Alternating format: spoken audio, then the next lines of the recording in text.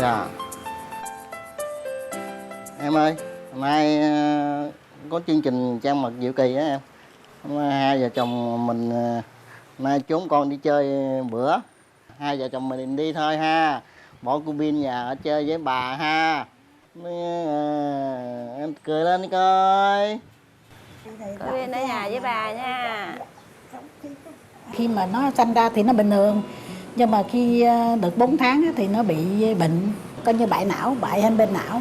Thật ra thì cha mẹ thì cũng ở trong cái kháng chiến, trong vùng chất độc da cam, chắc cũng ảnh hưởng, cho nên là nó chỉ học tới mức độ đó rồi làm tới cái mức độ đó thôi, mà hơn nữa suy nghĩ thêm nữa thì nó làm không được.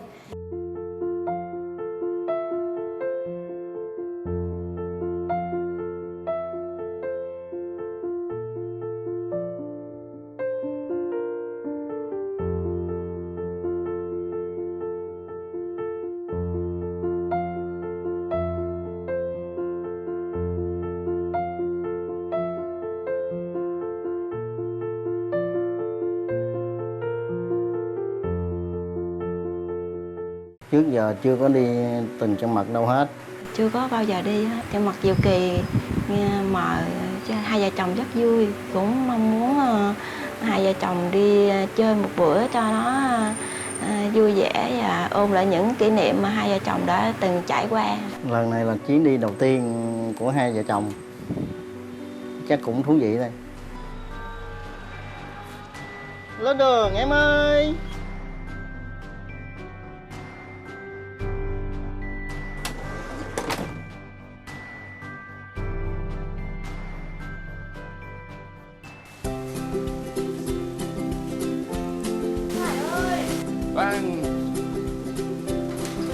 Vâng, chào. Đây là thư của chương trình Trăng Mật Diệu Kỳ gửi tới anh chị ạ. Vâng, cảm ơn chương trình.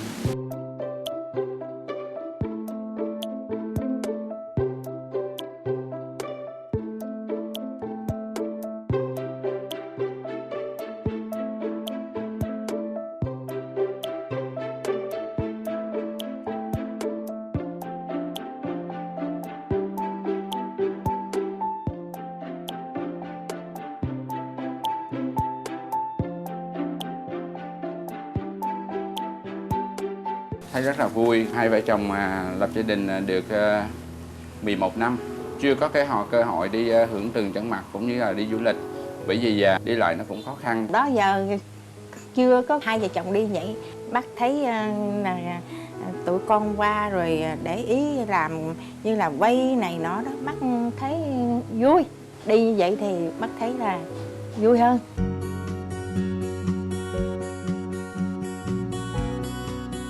Bye bye bà ngoại. Rồi.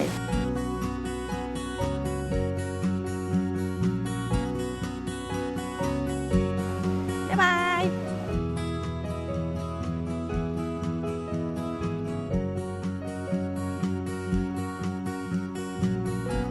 Chào em, chị tên là Tuyết. Em tên là Thủy. Chào, Em tên là Nam. anh tên Hải. Rất vui khi gặp nhau. Nam có tham gia thể thao không? có. Tham gia thể thao mình về có cơ hội rèn luyện sức khỏe của mình rất là tốt. Lâu lâu lên chơi chung anh em cho nó vui. Chị có chơi thể thao không? Không, chị ở nhà may quần áo với đưa bé đi học á.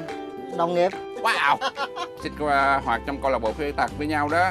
Khoảng hơn 6 tháng đó mình mới xin được số điện thoại á, chứ đâu phải mới 1-2 tháng, 1-2 ngày xin được đâu. Còn em đâu ngày trước ngày sau có rồi. Trời cho em hay quá không muốn nữa. Tập trên phòng tạ là lúc đó để ý là có lính mới, thấy cũng ngộ dễ thương gì đó, xong rồi mới xin số của nhỏ bạn á.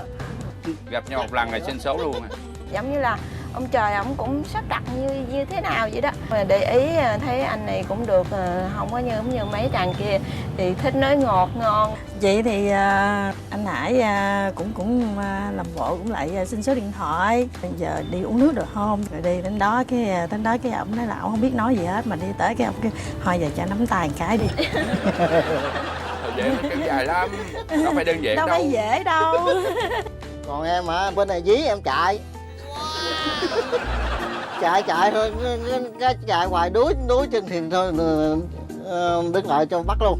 Rồi. Em mà cũng đâu có tệ đâu, nói chung là em rồi soi vô khuyết tật em đâu có tệ đâu, mà mỗi lần á ảnh mà giống như ảnh này giả đoạn không dám đâu, không dám đâu, em tức quá, mới đầu em đâu có ấy này, không dám thì em cua đi, em cua được em bỏ cho biết cái tật không có. Để sao để cho phụ nữ dí rồi bị bắt. Kiểu như rủ đi ăn đi uống xong rồi em né hoài thấy cũng kỳ, thôi kệ. Vậy nam nói nam có giá đúng không? Nữ rượu gian không phải, đúng không? Mình nhìn nó này mình thấy Thủy đẹp hơn rồi nghe. Đó. Không biết như vậy, nhưng mà lúc đó tại vì không có nghề nghiệp, không có làm gì ra tiền hết mới trốn né. Rồi. Chứ không phải là chảnh. Lúc đó là chỉ có chơi với lại đi tập thôi, tiền thì kiếm không ra. Mà cảm cái đó mình cũng sợ lấy về rồi để cho vợ cực rồi lại lo cho mình nữa, mình sợ khổ vợ thôi, cái gì đó. Đúng rồi. Ở trong quá trình quen nhau mình có phát hiện nhau tật xấu thế nào không? Kể nghe chút xíu đi. Em thì chưa thấy. Chưa có luôn. Còn không biết vợ thì không biết có thấy tật xấu của em không thì không biết. Trời, không Thủy có. ơi, nam nói nam không tật xấu kìa Thủy. Nhiều khi giống như ngồi cái địt cái túng Không có được nghe. Rồi xong rồi nam ơi. tôi nói là đó sao quen không có thấy địch mà bây giờ sao ngồi đâu địch đó vậy? Rồi, điều hết chưa nam ơi. Bây giờ tật xấu này bị lộ ra rồi nha, không có giấu được đâu nha. Lúc đó là mới quen thì mình phải ém lại. Chính xác. Hai chị Tuyết á thì nói chung tật xấu cũng nhiều lắm. Chị Tuyết hay la bé đó mà la không đúng là cừ lại à. Nó gặp ba nó cái là bắt đầu mình không còn quyền lực nữa. Nam và Thủy đến với nhau có gặp cái gì trắc trở không? Mới đầu quen thì mẹ thì không có biết, rồi cái báo thì mẹ cũng buồn, rồi mẹ nói ví dụ nó không làm gì sao hai đứa sống.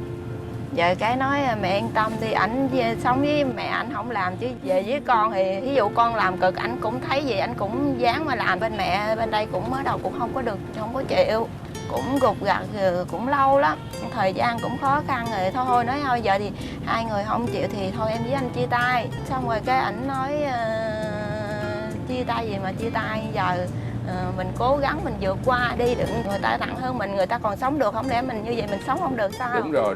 Nếu mà ông ấy thì ảnh đi bán vé số cũng được. Em thường hay nói với ảnh là ví dụ người ta bình thường đi, người ta dinh 10 kg gạo, còn mình yếu thì mình dinh từ ký, cũng nó cũng giống như người ta thôi. Rồi mình cũng cố gắng mà vượt qua thôi, nói với mẹ như vậy đó. Thì ảnh về ảnh thưa mẹ thấy gì mẹ thấy hai đứa thương quá, mẹ đồng ý cho hai đứa cưới. Tới bây giờ rồi cũng thấy cũng vui. Hai tụi nó lúc đầu tới với nhau nó cũng nghĩ là cũng tật nguyện vậy đó. Cô nói thì nếu mà vậy thì nữa sau này cuộc sống của con nó sẽ khó lắm. Giờ một mình con này mẹ còn thể đùm bọc được, nhưng mà nếu mà có gia đình á sao nó sẽ khó khăn, rồi có con có cái sao.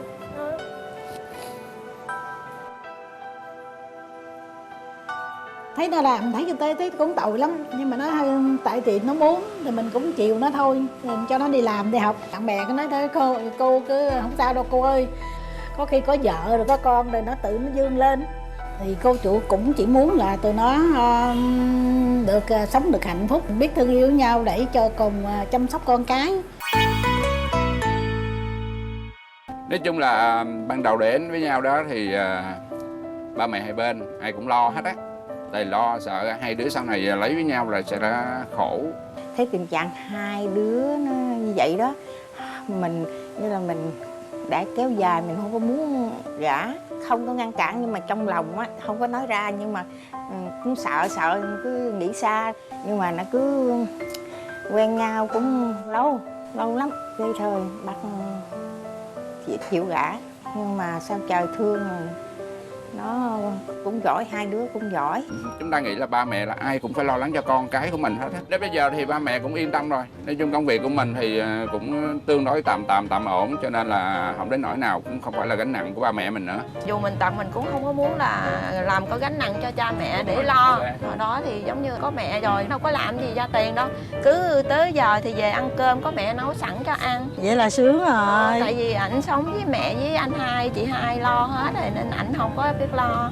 Quen xong cưới nhau xong rồi bắt đầu cũng nhờ mấy đứa nó cũng rủ đi làm này kia, chạy shipper, chạy tự do cũng rụt rè lắm, nhưng mà chạy khoảng chừng nửa năm cái là bắt đầu mình quen rồi đó. Giờ thì cũng được 3-4 mối. Thôi vậy cũng được, mình gây dựng từ từ.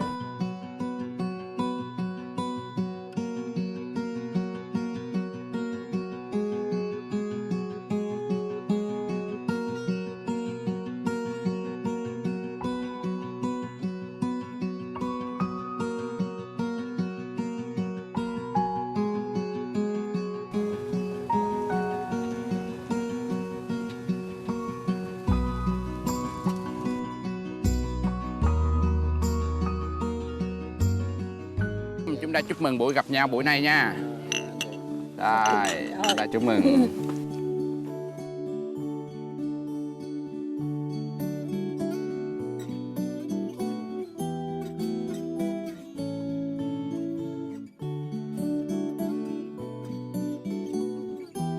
Lúc mà mới quen á, vất vả lắm. Mình lo lắng về cuộc sống sau này, thứ nhất.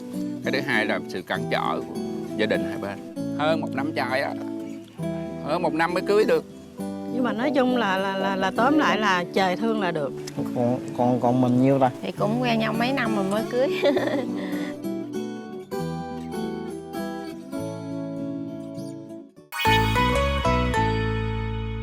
Anh em mình sẽ có cơ hội tặng một bó hoa cho vợ của mình đó. Không biết cắm sao như này. Đối phó với vợ lồng bầu như nào anh? Bà xã ai cũng vậy hết á, lâu lâu cũng cằn nhằn. Có cằn nhằn thì có thương đúng không? Chính xác. Nhiều lúc cằn nhằn mình cũng phải có một cái gì đó để mình làm cho bà xã mình hạ quả bớt. Ấy nhau lúc mà lên cao trào á thì mình có nhịn không hay Mình là phải không nhịn, lánh mặt chút xíu là tốt nhất. Để lên cao quá lúc đó là mọi việc nó phải khó khăn nè. Sẽ khó khăn đúng không? Đúng rồi. Em sở thích là chỉ có pizza thôi mà ngoài pizza là hết rồi. Quan trọng là mình đi thế nào mình hoàn tất cái công việc của mình là được rồi. Không, công việc thì Mình đừng có trốn cái công việc của mình để mình bả gánh là bả bực mình, bả cằn nhằn là chuyện thường thôi. công việc thì thôi khỏi nói đi, ưu tiên lên hàng đầu mà. Chứ không có là ấy à. Cố gắng làm sao để bả có ấn tượng chút xíu. Bông này đẹp nè. Để thêm bông nào trắng không? Trắng lên cho nó nổi, một màu nó không nổi đâu. Còn nhiều khi bả thích màu nào mình đưa đầy đủ màu lên, màu nào cũng trúng hết. Em định năm sau rồi thêm bé nữa không? Thôi một đứa thôi. Tại vì mình yếu, mình khó khăn á chị. Ẩm là ảnh ẩm, tại vì từ ngày đẻ tới giờ chân em yếu lắm, không còn ẩm em bé được. Lúc mà em sinh bé có khó khăn không? Có, từ em mổ. Mình đâu có sanh bình thường được, không có gì hết ấy. Trời che chở hết. Chị lúc mà chị sinh em bé đó, một mình anh này là ảnh lo hết. Khi mà phát hiện được, biết được mình có thai thì ông xã mừng lắm. Ông nói với ông nói, ôi 2 gạch rồi em. Vậy là ôi yeah, mừng quá. Ủa vậy mình cũng có con nữa hả? Mình cảm thấy như mình hạnh phúc á. Mà có điều một cái là hả, anh này cái tật của ảnh ngộ lắm. Mỗi lần mà bận đồ hay là cái gì phải bận kín đáo. Bận mà này nọ là bắt đầu là về cằn nhằn. Là sao bận như vậy, giận vô cớ. Nhìn mắc cười lắm. Với không có cái chuyện gì mà giận mà thấy lạ. Về ở tại sao bận vậy đó là không thích. Còn chồng em thì bận sao cũng được á, miễn có Vậy bận là là dễ. thôi. Không có đòi hỏi. Lúc mà em có thai thì em nói thật sự em cũng ngạc nhiên. Tại vì bây giờ mình yếu á, rồi mình lớn tuổi mình không biết đẻ nó như thế nào, rồi lo nó được không. Mệt thì có mệt nhưng mà mình ngó con rồi thấy chồng cũng biết thương vậy đó. Rồi mình cũng không có mặc cảm hoặc tủi thân gì. Nói chung là mình nhìn xuống là mình hơn nhiều người đi. Nhiều người họ còn khổ hơn mình nhiều. Mình cũng muốn nói cho những người mà cùng chung gánh ngộ với mình á, lúc mà họ chưa đến thì họ chưa có thì giống như mình vậy thôi, họ cũng phải sợ lo âu như này nọ. Nhưng mà khi có rồi á thì họ mới cảm giác được cái hạnh phúc nó lớn hơn khi mà mình bị khuyết tật.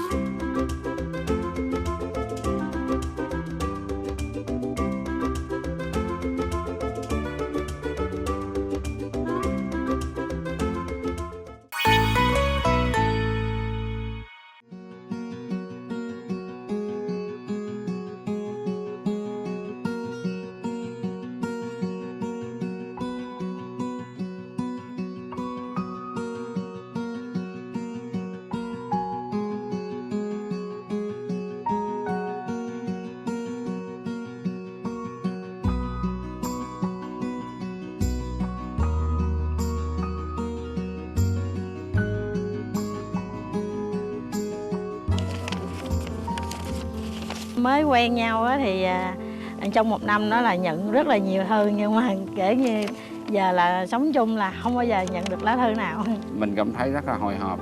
Hơn 11 năm rồi, lời tỏ tình của mình dành cho bà xã của mình thì nó không có. Mình muốn có cơ hội này nói ra hết những cái tâm tư, những cái tình cảm mà bấy lâu nay chưa có cơ hội để bày tỏ. Em yêu dấu. Bấy lâu nay anh rất yêu em và thương em nhiều nhiều lắm. Em là niềm hy vọng, là niềm vui của cuộc sống của anh. Trên thế gian này, nếu không có em, cuộc sống trở nên thiếu đi không khí, cây lá sẽ không còn sự sống. Vài dòng anh gửi đến em: anh mãi mãi yêu em và sống mãi hạnh phúc bên em. Ông xã của em. Nhìn cái nét chữ này á, thì mình cảm thấy xúc động. Anh Hải luôn làm những chuyện bất ngờ cho mình, luôn muốn cho vợ con được hạnh phúc.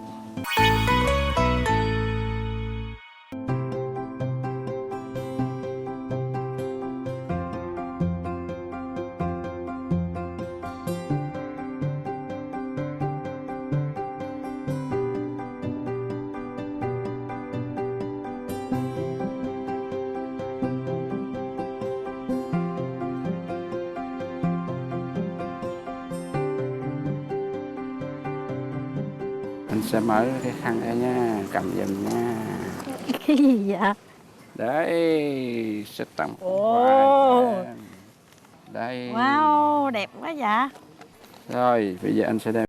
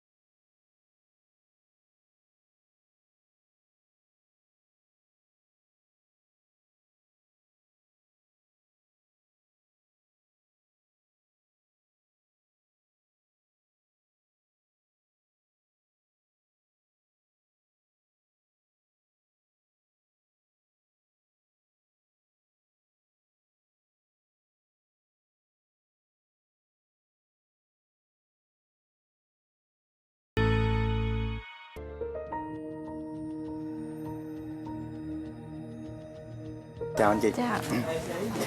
Đại diện nhóm cũng tặng cho chị một cuốn bumper cắm một tấm hình cổng. Cảm ơn. Từ trước giờ mình cũng muốn làm cuốn album để cho vợ vui. Mình muốn sẽ có những tấm hình thật đẹp và thật có ý nghĩa cho làm quà cho vợ.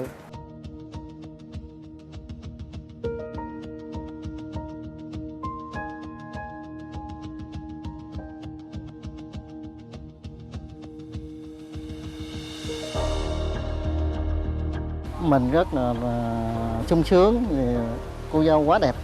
Mình xin gửi lời cảm ơn ekip chụp ảnh cưới miễn phí CVO đã làm cuốn album ước mơ cho vợ. Từ trước giờ anh với em chưa có xem phim lần nào.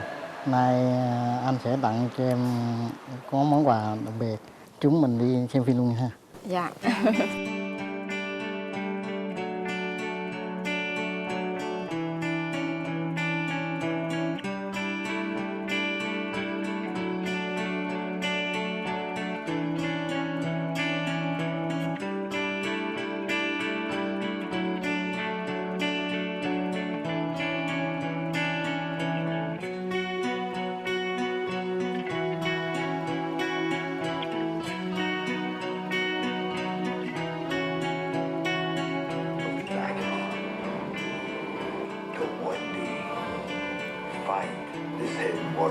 Đây lần đầu tiên đi á.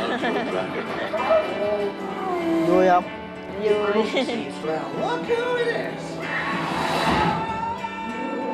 Anh đi vệ sinh chút. Ủa mày mới về mà. Giờ mắt anh. Đi vệ sinh chút rồi ngồi đó đi.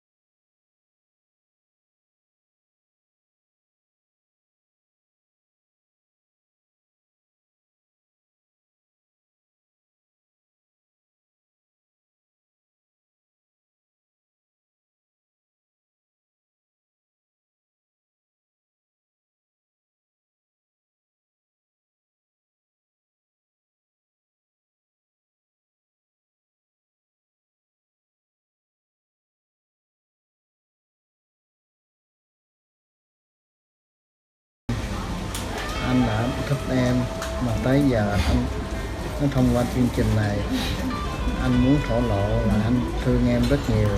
Anh rất hạnh phúc khi được có em bên cạnh chia sẻ buồn vui với anh, cùng trải nghiệm những khó khăn hai vợ chồng mình vượt qua. Anh hứa anh sẽ cố gắng cùng em nuôi dạy cô Bin của hai chúng mình. Lúc anh vô tư thì em cũng thông cảm cho anh này kia để hai chúng mình có được gia đình hạnh phúc bên nhau trọn đời. Anh có một món quà bất ngờ muốn dành cho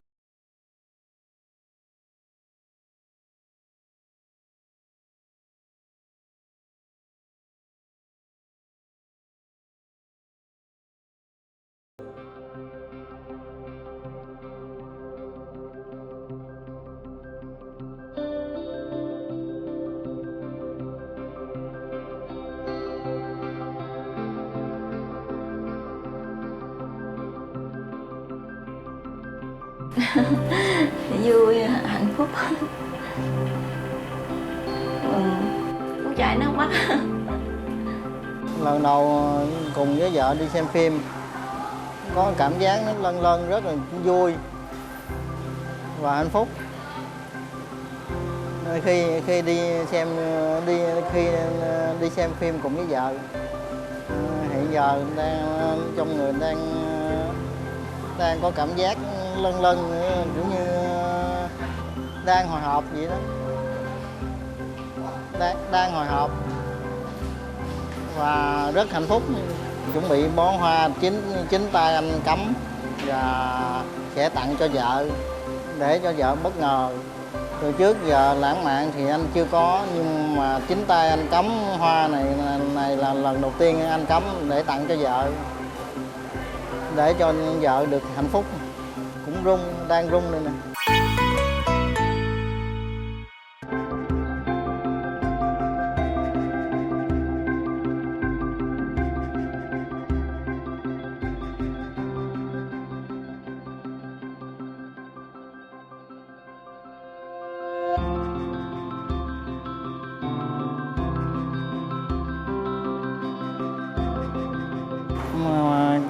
Bông này chính tay anh làm, tuy nó không được đẹp nhưng đây là tấm lòng của anh tỏ tình với em. Cảm ơn anh. Em thấy xem phim của anh tạo cho em như thế nào? Em vui lắm, em khóc luôn.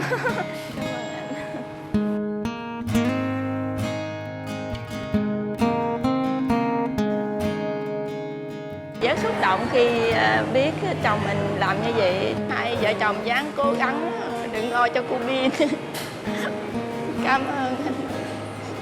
Cảm ơn khán giả đã dành chương trình này cho hai vợ chồng của chúng em. Cảm ơn anh. Em đừng khóc nữa, anh với em sẽ cùng vượt qua để nuôi cô Bin cho nên. Dạ.